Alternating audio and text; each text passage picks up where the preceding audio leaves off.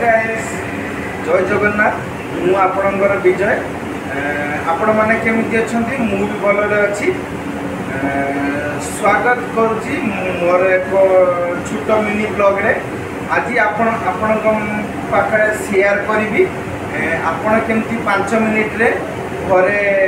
केमिति क्रिस्पी डोसा बनी कि आपण घरे खाई पारिबे मु आज आपण से गोटे छोट वीडियो माध्यम रे आपण मानकु जणेबी तो चलतु घरे केमिति क्रिस्पी डोसा बनी खाइबे मु आपण मानकु देखै। तो चलिए शुरू करते हैं। तो चलतु सांग माने हमें डोसाटा बनाया पाई हमें 100 ग्राम चाउल और 75 ग्राम बिरी की हमें नीचु से दीटा हमें मेथी भी पकेइचु तापर याकू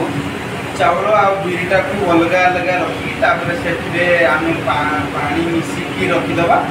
रखी सारा अध घंटा जाए रखापी पड़ो तापर आम अध घंटे पर आम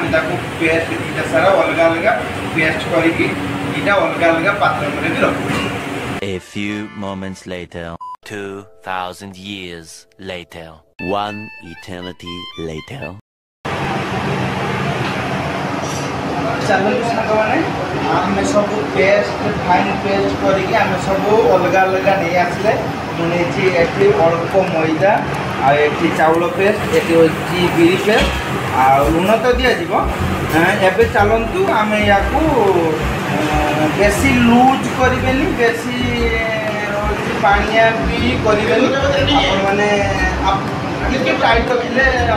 भल हम तो चलतु आम या मिसी नवा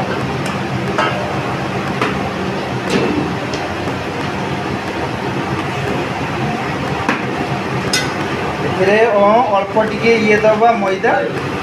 बोले अल्प टिके पानी अल्प टिके पानी दबा तापर आमर लुण आड ये करवा लुण स्वाद अनुसार आम ये देदेबा लुण देदेबा आम तापर मिसवा चलतु देखु सांग मैंने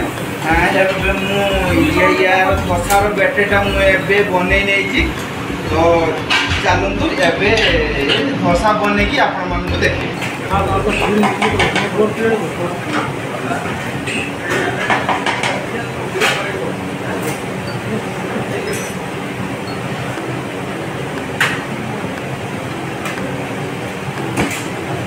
रेडी माने तो कोई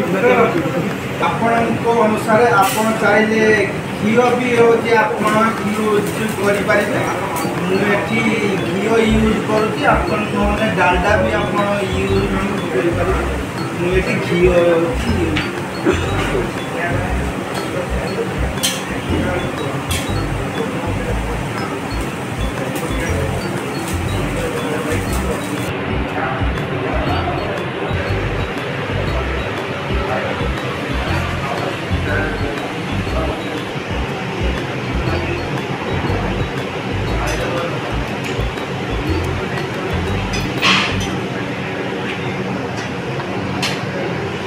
तो देखिले सांग मैंने